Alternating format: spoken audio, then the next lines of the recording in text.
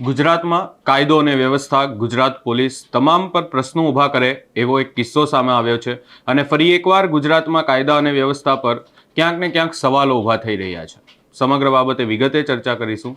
નમસ્કાર, હું છું ઉજ્જવલ અને આપ જોઈ રહ્યા છો નિર્ભય ન્યૂઝ. આમ તો ગુજરાતમાં લોકોની સુરક્ષા વિશે અનેક વાતો કરવામાં આવે છે. પોલીસ દ્વારા અનેકવાર અનેક દાવાઓ પણ કરવામાં આવે છે, પરંતુ આ તમામ દાવાઓ પર ક્યાંક ને ક્યાંક પોકળ સાબિત કરે અને ક્યાંક ને ક્યાંક ગુજરાતમાં કાયદો અને વ્યવસ્થા કથળી હોય અને ફરી એકવાર એવો કિસ્સો સામે આવ્યો છે. અમદાવાદને સેફેસ્ટ સિટીનો એવોર્ડ મળ્યો છે, પરંતુ અમદાવાદના લોકો માટે ત્યાંના અમદાવાદના રસ્તાઓ જે સેફ ના હોય એવું લાગી રહ્યું છે. અને હવે ફરી એકવાર જે કહી શકાય કે ગુંડા તત્વો, જે અસામાજિક તત્વો હોય, તેમનો ખુલ્લેઆમ આતંક સામે આવ્યો છે. વાત એવી છે કે અમદાવાદમાં છૂટા હાથે છરી વડે હુમલો કરવામાં આવ્યો છે અને 3 લોકો એક્ટિવા પર જઈ રહ્યા હતા ત્યારે અચાનક એક બીજી એક્ટિવા પર 3 લોકો આવ્યા અને અમારે તમારી ગાડી સીઝ કરવાની છે એવું કહી અને વાત કરી. અને એવી વાત કરવા લાગ્યા એટલે એ શખ્સે કહ્યું કે તમને કોઈ અધિકાર નથી કે તમે મારી ગાડી લઈ શકો, કાં તો તમે મારી ગાડી જે છે એ સીઝ કરી શકો. તમે આવું કેવી રીતે કહી રહ્યા છો?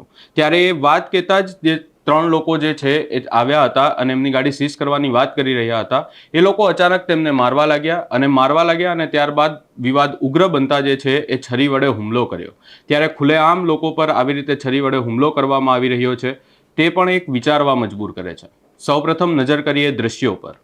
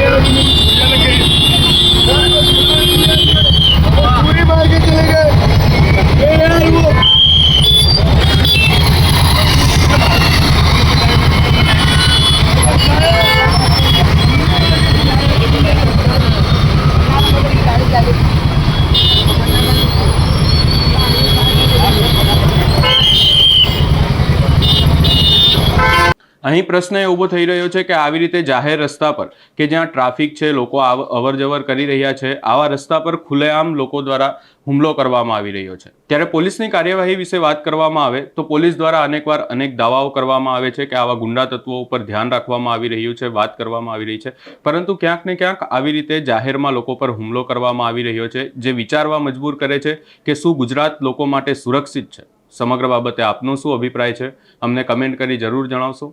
અમારી ચેનલ નિર્ભય ન્યૂઝને લાઇક, શેર, સબસ્ક્રાઇબ કરવાનું ભૂલશો નહીં.